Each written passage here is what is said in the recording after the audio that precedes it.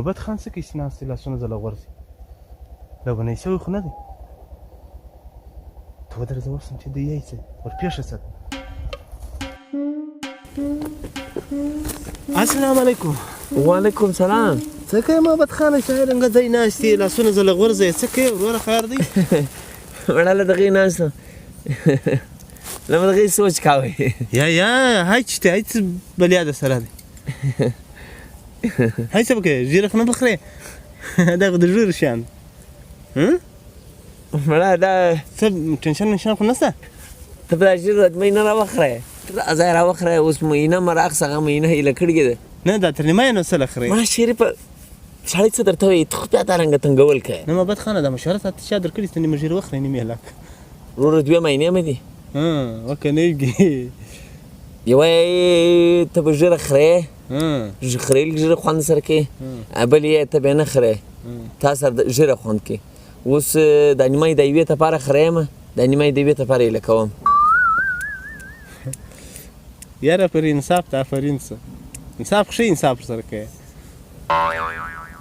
کور ته څه لارنګه په غاړه کړی زړه ما بل ستړی نسته که څنګه لستوڼی شته دا دی لستوڼی هم شته لستوڼی دا دی شته هغه یې وایي تا سره کوټ خوند کوي کوټ به په غاړه کوي بل یې تا سره کوټ خوند نه کوي کوټ به نه په غاړه کوي اوس مې نیمه یې په غاړه کړې ده نیمه یې میله کړې په څه غم اوښتی اوس یې څه په ګوټونه د کور والا دی که د هغې ګوښت دی څرنګه ګوښت دی یو سپین دی یو خړی بیا سلای چي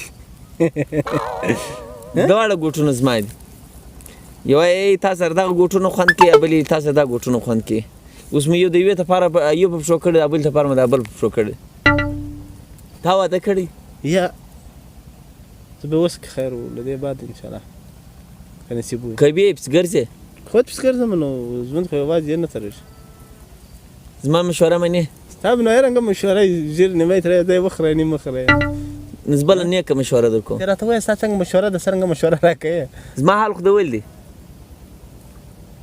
ما یې غواړه ته خو لا ښه یې دوې د کړي زما ګر د درو یې راته چې ما واده نه و کړی ما هم دغه لافې ویشتې لکه دا ته چې نن یې نو د واده به زه مثال درکړم دا واده دی وي د اول واده دارنګې لکه پښو چې وایې کې لکه پښو چې زولنې در واچي دا دوم واده چې وکې دی دی لکه ولاسو چې زولنې در واچي دا درېیم واده به نو ګس زما دی خیال دی دارنګې چې وایې کې دی به لکه هغه د پانسۍ اتوره خوري به سر ته در واچي اخري واري چې اخر واره دی نو زما خیال تا د اخري وار ته ځان سم کړی شریف خان ته یقین وکړه کله کله وږی ویده سم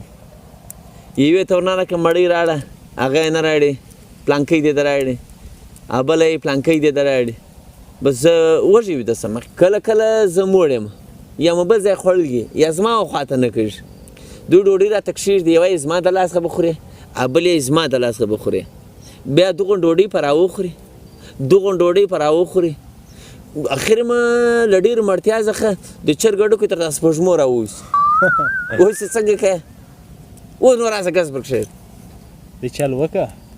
دغه رنګه کور ته ورسه په دغه شو کې کېدلی شي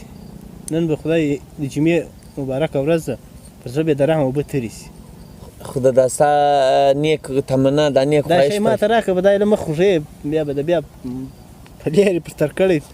نن ته ټیک په حال کې نه د ګنجۍ سمه په غاړه کړه دغه ګوټ ده نو اوبه دې ته ګمام سمه یې ګنجۍ په را په غاړه کوې ته اوس دم ستا خالي به دا څټه کې د کډۍ شته نور نو